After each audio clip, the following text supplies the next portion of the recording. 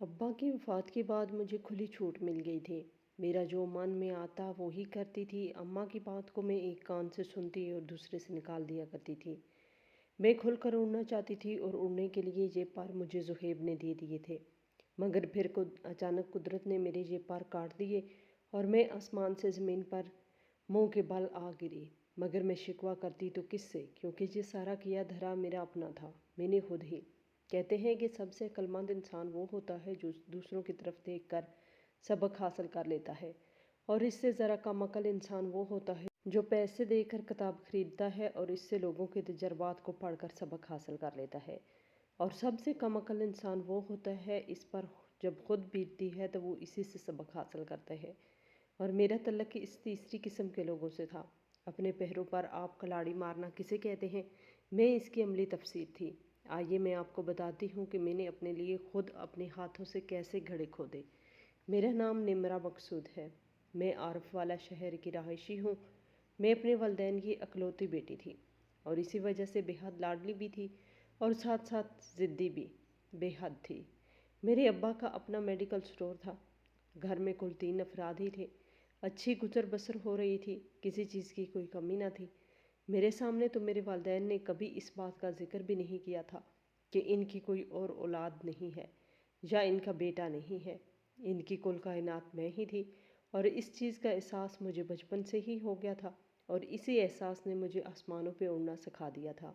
ضدی اور ہٹ دھرم تو میں بچپن ہی سے تھی، مگر جیسے جیسے میں نے جوانی کی دہلیز پہ قدم رکھا تو مجھے احساس ہوا کہ میں تو بہت خوبصورت بھی ہوں، اور اس احساس نے مجھے خود پسند بھی بنا دیا۔ میں میٹرک میں تھی جب میں نے ابا سے ضد کر کے موبائل فون خرید لیا۔ فیس بک، انسٹاگرام اور ٹک ٹاک پر اکاؤنٹ بھی بنا لیے۔ لوگوں کی دیکھا دیکھی میں نے بھی ویڈیو بنا بنا کر اپلوڈ کرنے لگی اور پوز بنا بنا کر اپنی تصویریں بھی لگاتی۔ دیکھتے ہی دیکھتے ہر پلیٹ فارم پر میرے ہزاروں فالورز ہو گئے، اور اس احساس نے مجھے اور مغرور بنا دیا۔ اماں ابا پہلے تو میرے موبائل رکھنے کے خلاف تھے، مگر جب اماں اور ابا کو اس بات کا علم ہوا کہ سوشل میڈیا اکاؤنٹس پر اپنی ویڈیو اور تصویریں بھی ڈالتی ہوں تو انہوں نے گھر میں خوب ویلا مچایا۔ وقتی طور پر میں شرمندہ بھی ہوئی اور ان سے وعدہ بھی کر لیا کہ میں اکاؤنٹس بھی ڈیلیٹ کر دوں گی اور اپنی تمام ویڈیوز اور تصاویر بھی ڈیلیٹ کر دوں گی، مگر ان دونوں میں سے میں نے ایک کام بھی نہیں کیا اور خاموشی سے اپنا کام جاری رکھا۔ اس دوران میں نے ایف اے کے پیپر دیے تھے، اور پھر ہم اچانک اپنی زندگیوں میں ایک بھوچال آ گیا۔ ابا ہم دونوں ماں بیٹی کو اس دنیا میں تنہا چھوڑ کر رخصت ہو گئے۔ یہ صدمہ ہم دونوں ماں بیٹی کے لیے کسی قیامت سے کم نہیں تھا، مگر پھر بھی میرے پاس دلچسپی کے اور ہزاروں ذرائع موجود تھے۔ مگر اماں بالکل تنہا ہو کے رہ گئی تھی۔ ابا کی وفات کے چند دن بعد ہی میرا رزلٹ بھی آ گیا۔ میں نے ایف اے اچھے نمبروں سے کلیئر کر لیا تھا۔ میں نے جیسے ہی اماں سے یونیورسٹی میں داخلے کی بات کی تو اماں ہتھے سے اکڑ گئی۔ حد تو یہ ہوئی کہ اماں کہنے لگی کہ تیری جیسی لڑکی کا یونیورسٹی میں کیا کام۔ میں اماں کے فکرے پر حیران پریشان سے ان کا چہرہ دیکھ رہی تھی۔ میرے جیسی لڑکی، کیا مطلب ہے اس بات کا؟ اماں نے صاف اور دو ٹوک الفاظ میں کہا کہ اس بات کا مطلب یہ ہے کہ تو پڑھنے والی نہیں ہے، تیرے رنگ ڈھنگ اور انداز اتوار پڑھنے والی لڑکیوں جیسے نہیں ہیں۔ اماں کی بات سن کر تو میرے تن بدن میں آگ لگ گئی تھی۔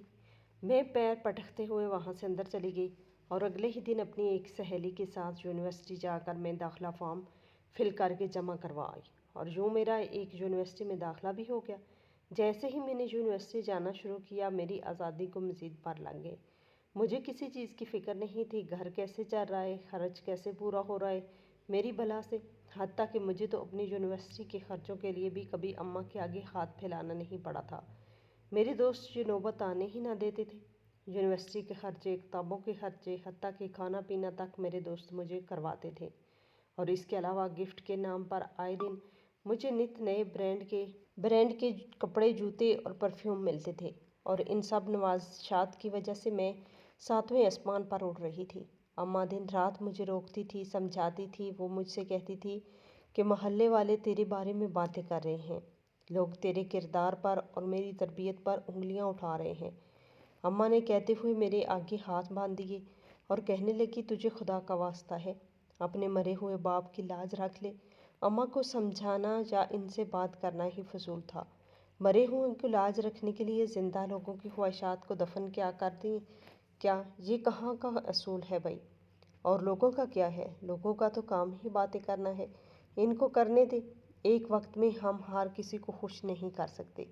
या खुद अपनी ज़ात के लिए कुछ कर लें और खुश हो लें, या फिर दुनिया के असूलों के मुताबिक जी लें और लोगों को खुश कर लें। ये मेरे लिए मुझसे बढ़कर, मेरी ख्वाहिशात से बढ़कर कोई भी चीज़ मैंने नहीं रखती थी। इसीलिए मैंने हमेशा अम्मा की बात एक कान से सुनकर दूसरे से निकाल देती थी। आजकल मुझे एक नई परेशानी का सामना था। मेरे तमाम दोस्त कुछ दिनों से रात को एक दूसरे के घर स्टे कर रहे थे, और मेरा घर तो इस काबिल ही नहीं था कि मैं किसी को यहाँ पर लेकर आती। मेरे सबसे क्लोज़ फ्रेंड जुहेब ने मुझे एक पेशकश की थी कि इसका एक फर्निश्ड फ्लैट खाली पड़ा है, मैं चाहूँ तो अपनी माँ को लेकर वहाँ शिफ्ट हो सकती हूँ। यूँ तो मुझे 100% उम्मीद थी कि अम्मा मेरी ये बात कभी नहीं मानेगी, मगर फिर भी मैंने सोचा कि बात कर लेने में कोई हर्ज नहीं। मगर वो वही हुआ जिसकी मुझे उम्मीद थी। मेरी बात सुनते ही अम्मा के माथे पर हज़ारों बाल पड़ गए, और वो कहने लगी, निम्रा, मुझे तुमसे इस बेहयाई की उम्मीद नहीं थी। मैं इस बेहयाई वाली क्या बात है अम्मा? मैंने बुरा मनाते हुए मुंह बनाकर कहा तो अम्मा कहने लगी, मैं तो यहाँ से मार कर ही जाऊँगी। तुमने जाना है तो जाओ मेरी बला से। अम्मा ने सर झटकते हुए नहूहत से कहा तो मैं भी पैर पटकते हुए कमरे में चली गई। मैंने फ़ौरन अपना एक बैग निकाला और अपने 2-4 अच्छे अच्छे जोड़े इसमें डाले। ज़रूरत की सारी चीज़ें और अपने कागजात वगैरह बैग में रखने के बाद जैसे ही मैं कमरे से बाहर निकली तो अम्मा सामने खड़ी हक दक चेहरा लिए मुझे देख रही थी। मेरे हाथ में बैग देखकर अम्मा के चेहरे पर एक रंग आ रहा था और एक जा रहा था। वो मुझे हराते हुए कहने लगी, तू वाकई जा रही है निम्रा? तो अपनी माँ को अकेले छोड़कर इस अनजान शख्स के फ्लैट में जा रही है? हाँ, मैं वाकई जा रही हूँ। आप मरे जहाँ अकेली।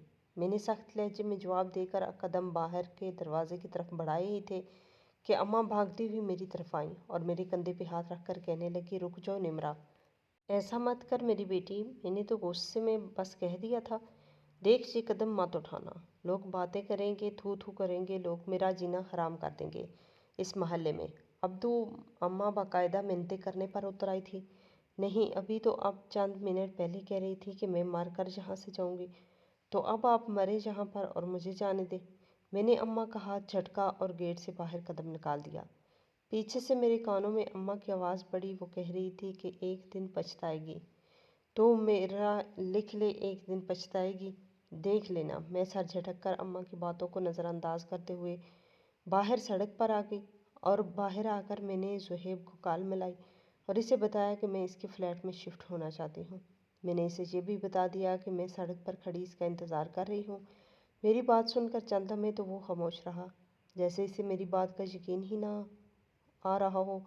फिर वो एकदम पुरजोश अंदाज में कहने लगा, तो बस 5 मिनट रुको, मैं अभी गाड़ी भेजता हूँ। और वाकई मुझे इंतज़ार करते हुए 5 मिनट भी मुकम्मल नहीं हुए थे कि मेरे पास एक स्याह बड़ी सी गाड़ी रुकी। ड्राइवर ने उतरकर मेरे लिए दरवाज़ा खोला और मैं शहजादियों की तरह इनसे पीछे बैठ गई। ड्राइवर गाड़ी चलाने लगा तो मैं सोचने लगी कि ये ठाठ बाट किस्मत वालों को मिलता है, मगर शायद अम्मा की किस्मत में ये ठाठ देखना ही नहीं। कहने वाले ठीक ही कहते हैं कि इंसान अपनी किस्मत खुद बनाता है। जैसे मैंने अपनी कोशिश से ये सब कुछ अपनी ज़िंदगी में शामिल किया, और अम्मा सारी उम्र को इसी मेंढक में ही रही, इसी कुएं से निकलना ही नहीं चाहती। मैंने नखुवत से सोचा। चंद मिनट की ड्राइवर के बाद गाड़ी रुकी तो ड्राइवर ने मुझे फ्लैट की चाबी देकर कहा, साहब ने कहा था ये चाबी आपको दे दूं। मैंने ड्राइवर के हाथ से चाबी ली और फ्लैट का दरवाज़ा खोलकर अंदर चली गई।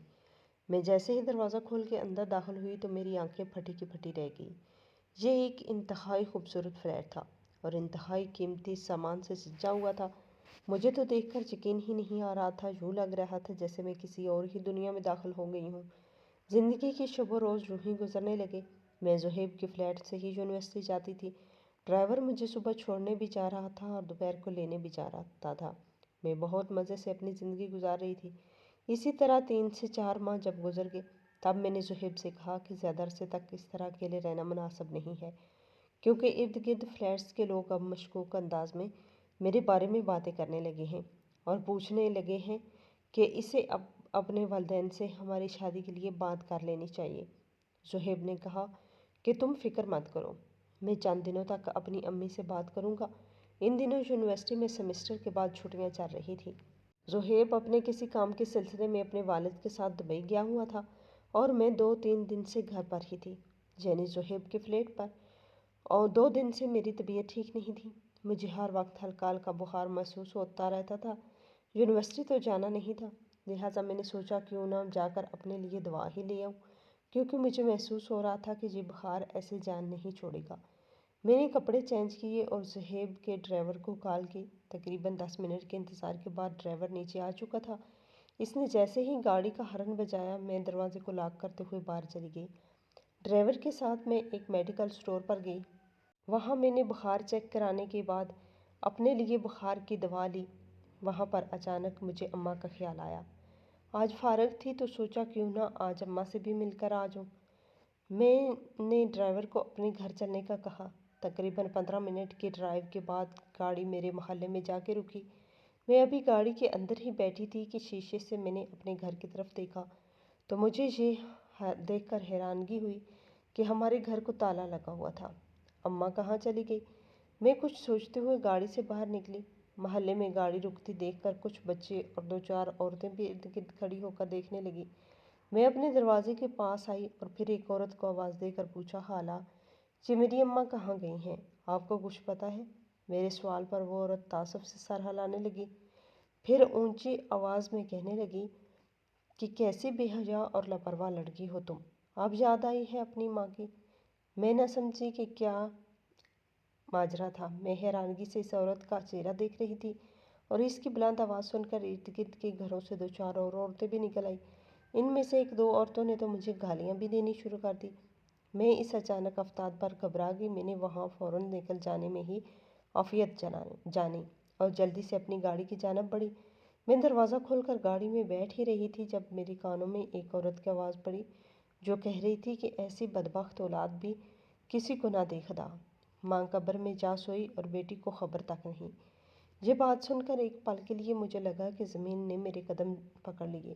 میں نے مڑ کر ان عورتوں کی طرف دیکھا، وہ ہاتھ نچا نچا کر مجھے کچھ کہہ رہی تھی، مگر اب مجھے یہ منظر حالی محسوس ہو رہا تھا۔ مجھے کسی کی بھی آواز سنائی نہیں دے رہی تھی۔ یوں لگ رہا تھا کہ میرا ذہن معاف ہو چکا ہے اور پھر ایک جھٹکے سے یہ جمود ٹوٹا اور میں جلدی سے آگے بڑھ کر گاڑی میں بیٹھ گئی۔ ڈرائیور بھی حیران پریشان نظروں سے کبھی میری جانب دیکھتا تو کبھی ان عورتوں کی جانب۔ میں نے اسے جلدی سے کہا کہ چلو گاڑی چلاؤ۔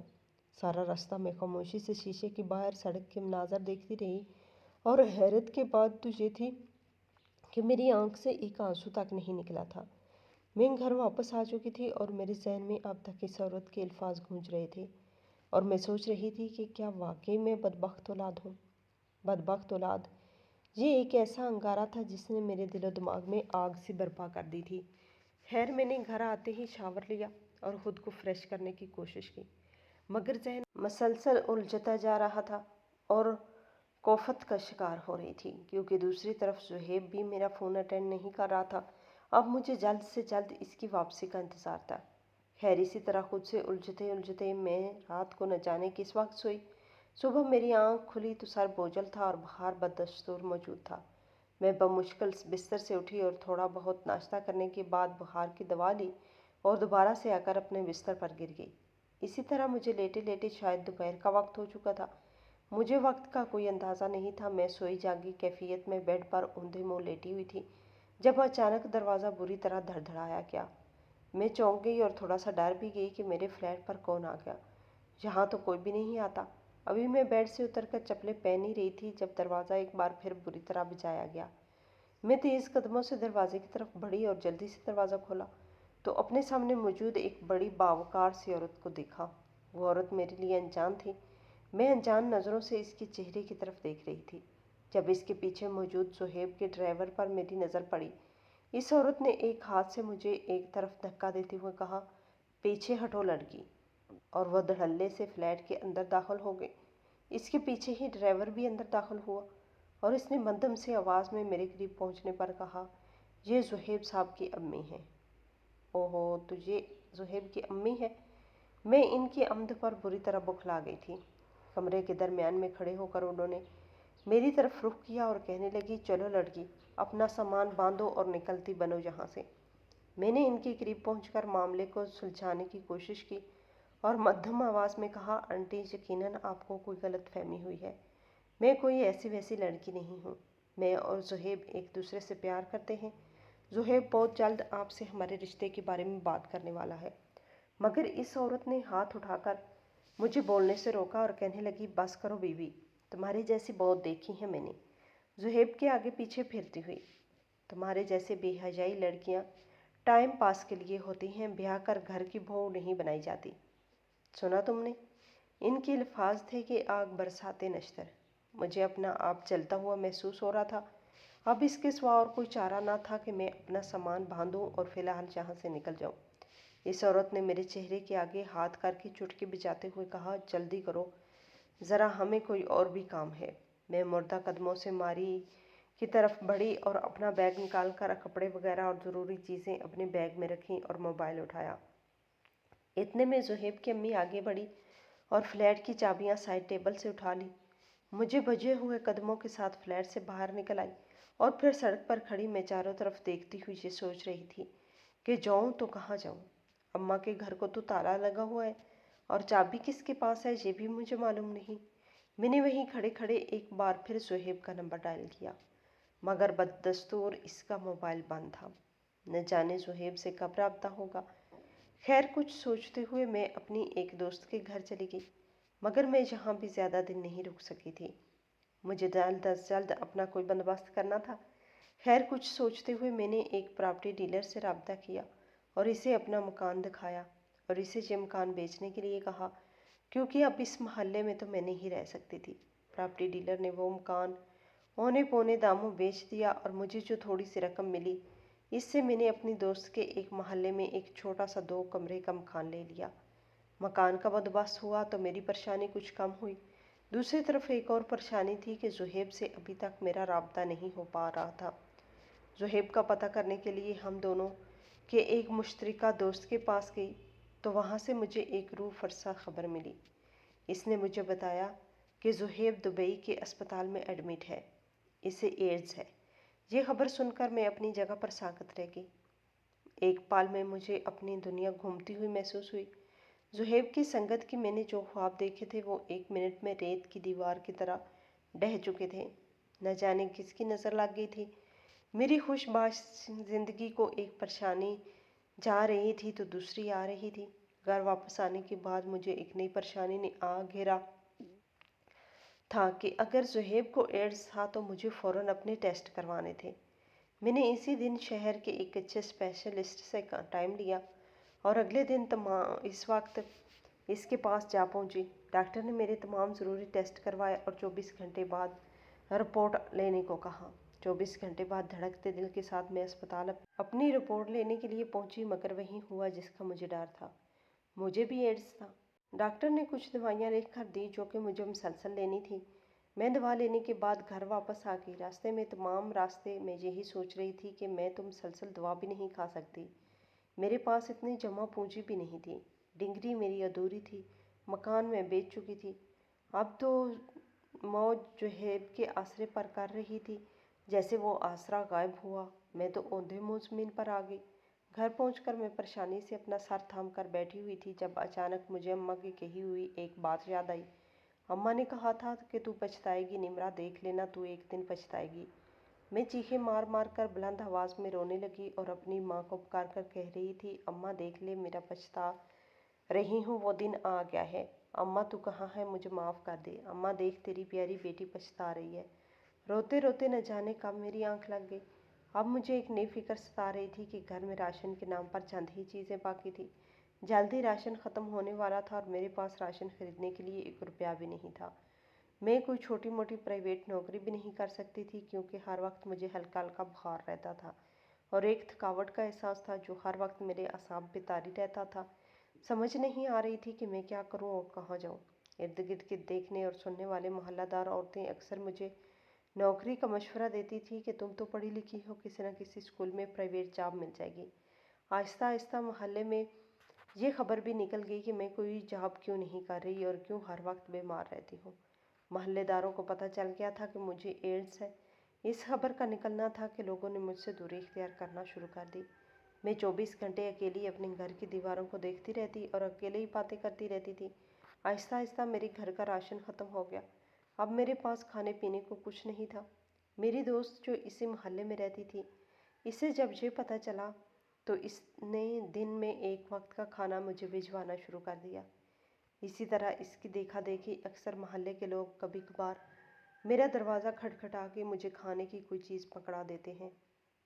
یوں اب میں حقیقت میں لوگوں کے ٹکڑوں پر پڑ رہی ہوں اور پل پل اپنی موت کا انتظار کر رہی ہوں، کیونکہ موت کے انتظار کرنے کے علاوہ میرے پاس اب کوئی اور کام نہیں ہے۔